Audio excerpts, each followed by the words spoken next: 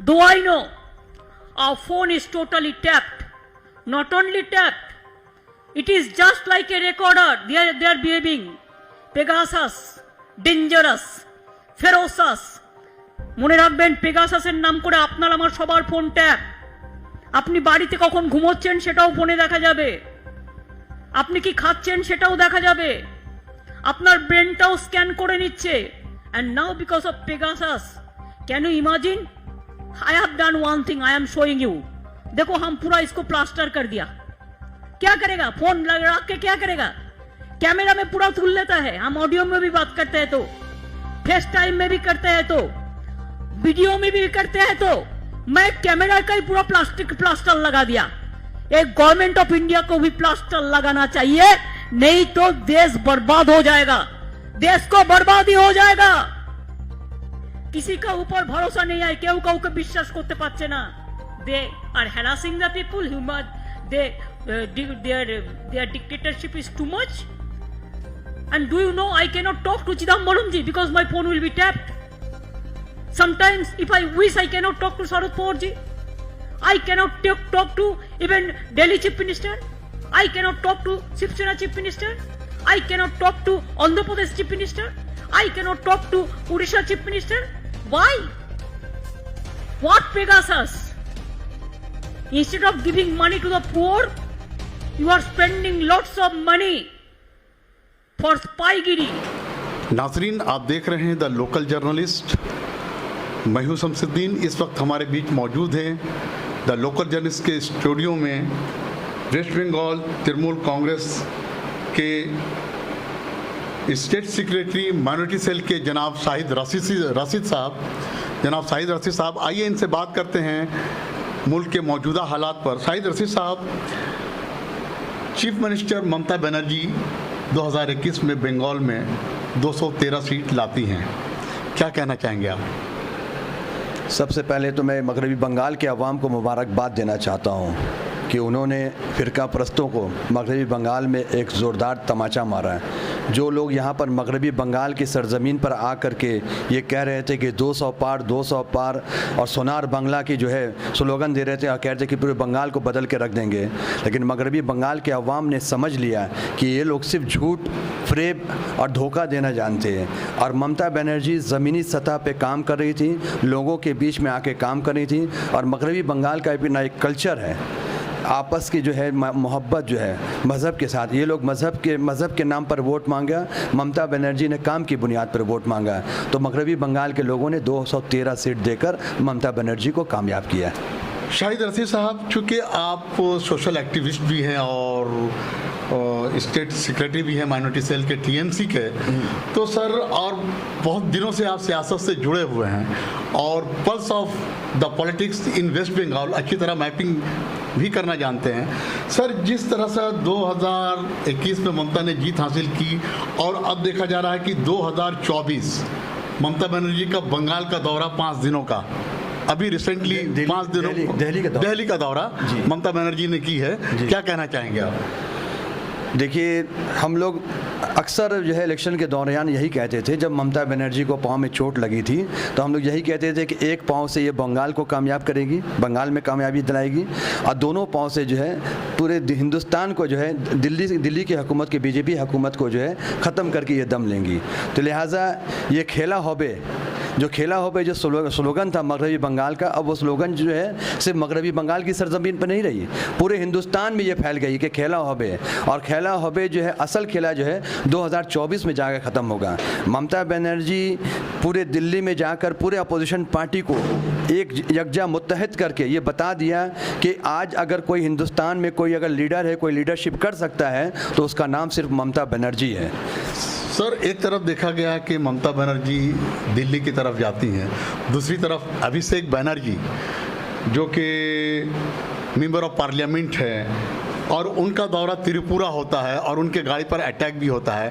तो 2021 जो जीते हैं इससे एक इंस्पिरेशन मिला है और एक हौसला भी मिला है जो कि त्रिपुरा में भी वो लड़ना चाह रहे हैं इलेक्शन, क्या कहना चाहेंगे आप? देखिए, ममता बनर्जी और अभिषेक बनर्जी ये पूरे हिंदुस्तानी सतह के लीडर हैं, और जहाँ जहाँ तृणमूल कांग्रेस मजबूत है वहाँ जो है वहाँ पर जा कर के हुकूमत बनाने की कोशिश करेगी। अगला टारगेट जो तृणमूल कांग्रेस ममता बनर्जी का है वो आपका त्रिपुरा है। त्रिपुरा में इंशाल्लाह तृणमूल कांग्रेस कामयाब हो रही है, और ये इनको एक डर है, ये जो ममता बनर्जी का जो डर है ना नरेंद्र मोदी के दिमाग पे, अमित शाह के दिमाग पे, ये जो आके यहाँ पर कहते थे ना कि ओ दीदी ओ दीदी ओ दीदी, तो अब दीदी दीदी पूरा हिंदुस्तान पुकार रहा है कि आइए दीदी आइए दीदी। अब हिंदुस्तान पुकार रही है और इनको भगाना होगा, इनको बीजेपी की हुकूमत को भगाना होगा कि क्योंकि उन्होंने कहा था ना अमित शाह जी ने कि 200 पार, लेकिन मगरबी बंगाल के अवाम ने 200 पार नहीं किया बल्कि उनको तड़ी पार कर दिया। अब अगला जो टारगेट है 2024 में उनको हिंदुस्तान से जो है पार करके रखेंगे इंशाअल्लाह ताला। अभी देखा गया है कि ममता बनर्जी ने एक मास्टर स्ट्रोक किया है कि बंगाल में 1 मैन 1 पोस्ट। क्या कहना चाहेंगे आप? क्योंकि शुभेंदु अधिकारी, इसके पहले ममता बनर्जी ने जो देखा था कि एक लीडर को 10-10 पोस्ट 5-5 पोस्ट दिया गया था, लेकिन अब दीदी ने मास्टर स्ट्रोक किया कि 1 मैन 1 पोस्ट, कहीं ना कहीं ताकि वो पार्टी से बगावत नहीं करे, इसलिए वो इस तरह की प्लानिंग की है ममता बनर्जी ने। नहीं, ऐसी बात नहीं है। देखिए, अब पार्टी जो है बड़ी हो रही है और माशाल्लाह पार्टी में बहुत सारे लीडरान भी मौजूद हैं, बड़े बड़े लीडर हैं, तो सभी के अंदर सलाहियत है, कुछ ना कुछ सलाहियत है, और ममता बनर्जी जानती है कि जो उनकी जो टीम में है सभी के अंदर सलाहियत है, तो सबों को ये मौका देना चाह रही।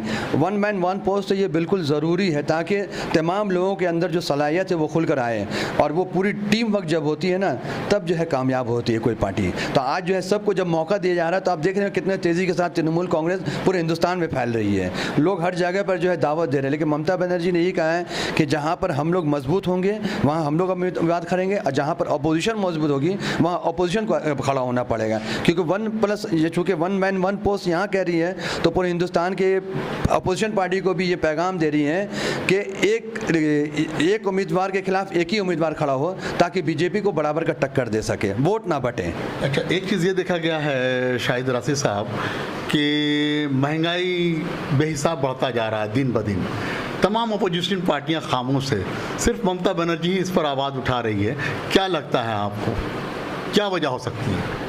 देखिए, अब तो पूरे हिंदुस्तान में आवाज़ उठ चुकी है महंगाई के खिलाफ, ऐसी बात नहीं है, ये तो बात सही है कि ममता बनर्जी सबसे पहले शुरुआत कर रही हर चीज़ को, पूरे हिंदुस्तान को जो है रास्ता दिखा रही है कि देखिए आप डरिए मत, क्योंकि 2021 का इलेक्शन जीतने के बाद पूरे हिंदुस्तान के अपोजिशन पार्टी को ये मालूम हो गया, ये लोग डरे हुए थे, ये सोचते थे कि बीजेपी को नहीं हरा सकते हैं। पूरा कैबिनेट, वज़ीर आला, income tax department, ED, CBI सारे लोगों को यहाँ लेकर के आए, और ममता बनर्जी ने इनके खिलाफ लड़ करके ये बता दिया कि बीजेपी को शिकस्त दी जा सकती है।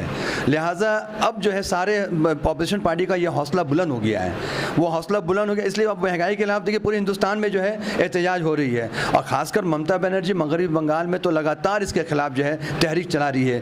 तेल मतलब पेट्रोल, डीजल, गैस हो, कौन सी चीज़ का दाम नहीं पड़ा ये बताइए ना। ये लोग कहते थे 35 रुपया 40 रुपये में तेल देंगे, ये कहते थे कि फिर आपके फ्री में जो है गैस देंगे, डीजल 20 रुपये में देंगे, कहाँ गए ये लोग?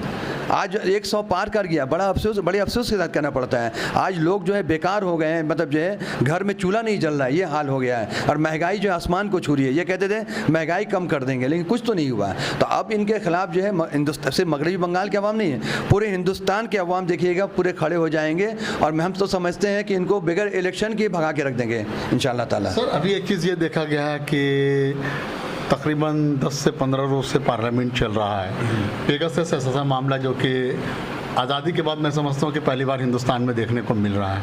एक गवर्नमेंट जो कि जिसको कि 130-140 करोड़ जनता ने मैंडेट दी है, एब्सोल्यूट मेजॉरिटी है पार्लियामेंट में, क्या ज़रूरत है पेगासस पर फोन टैपिंग कराने की? चाहे वो मुल्क के लोग हों या कोई भी लीडर हो या पॉलिटिक्स लीडर हो या जर्नलिस्ट हो, क्या ज़रूरत पड़ी आखिर पेगासस में टैपिंग कराने की? क्या लगता है? देखिए, ये जमहूरियत के लिए बहुत ख़तरनाक चीज़ है। आप किसी की ज़ाती ज़िंदगी पर जासूसी करते हैं कि वो क्या खा रहा है, क्या पी रहा है, क्या बात कर रहा है। अब तो ये पेगासस का जो मामला आया है ये बहुत डरावना मामला है। आप अपने घर में बैठे हुए हैं, आपको पता नहीं है कि आपका पूरी बात को जो है टेप की जा रही है, आपकी पूरी तस्वीर उतारी जा रही है, आप अपनी ज़ाती ज़िंदगी में जो है ये झांका जा रहा है। तो ये समझ में नहीं आता है कि हुकूमत मानने को तैयार नहीं है, क्योंकि पेगासस जो है वो एक इसराइली कंपनी है और वो सिर्फ इसकी हुकूमत को ही बेच सकती है। उनके साथ ऐसा कानून है पूरी दुनिया में कि वो सिर्फ हुकूमत कहती है हमने ख़रीदा नहीं है, हमने किया नहीं है, तो नहीं किया तो फिर आप इंक्वायरी क्यों नहीं करते? इंक्वायरी करने में डरते क्यों हैं? आप इंक्वायरी करके बता दिए, दूध का दूध पानी का हो जाएगा। और ये सारे लोग जिनका जो जासूसी हुआ है, देखिए सिर्फ जासूसी हुआ तो ये बहुत ख़तरनाक मामला है, क्योंकि ये जो पेगासस का जो मामला आया है सिर्फ जो है रिकॉर्डिंग उनके पास नहीं गया, बल्कि वो इसराइली कंपनी के पास भी किया है। तो आप बताइए हिंदुस्तान के बहुत सारे जो राज होंगे, बहुत सारे जो हमारे डिफेंस के जो है, ये सारा चीज़ तो उनके पास चले गया। तो आप इतनी बड़ी बात हो गई और बोलते हैं कि जो है इसके खिलाफ जो है आप जो इंक्वायरी नहीं करेंगे। एक चीज़ ये देखा गया है शाहिद रशीद साहब के जी, अभी आने वाले दिनों में 2022 में ये उत्तर प्रदेश का इलेक्शन है, जो कि उत्तर प्रदेश एक ऐसा प्रदेश है जहाँ से पीएम कैंडिडेट का चुनाव होता है कि कौन अगला प्रधानमंत्री बनेगा, ये डिसाइड करता है उत्तर प्रदेश। तो क्या कहना चाहें कि आने वाले दिनों में टीएमसी उत्तर प्रदेश में भी चुनाव लड़ने जा रही है? देखिए, मैंने शुरू में आपसे कहा था कि ममता बनर्जी ने साफ कहा है कि जहाँ पर हम मजबूत होंगे वहाँ पर हम अपने उम्मीदवार को खड़ा करेंगे। त्रिपुरा में मजबूत है वहाँ, क्योंकि ममता बनर्जी ने दिल्ली जाकर पूरी अपोजिशन पार्टी को यही कहा है कि हिंदुस्तान को बचाना है और जमहूरियत को बचाना है। और मैं कोई वज़ीर आज़म की उम्मीदवार की हैसियत से नहीं आई हूँ यहाँ पर, मैं एक मामूली सिपाही की हैसियत से ये आई हूँ। तो उत्तर प्रदेश में जो पार्टी मजबूत होंगे उनको जो है सपोर्ट की जाएगी, उनको जो है सपोर्ट किया जाए। और ममता बनर्जी ये भी कहा है कि जहाँ अगर उनकी पार्टी नहीं होगी तो वहाँ वो जो है कैंपेनिंग करने ज़रूर जाएगी।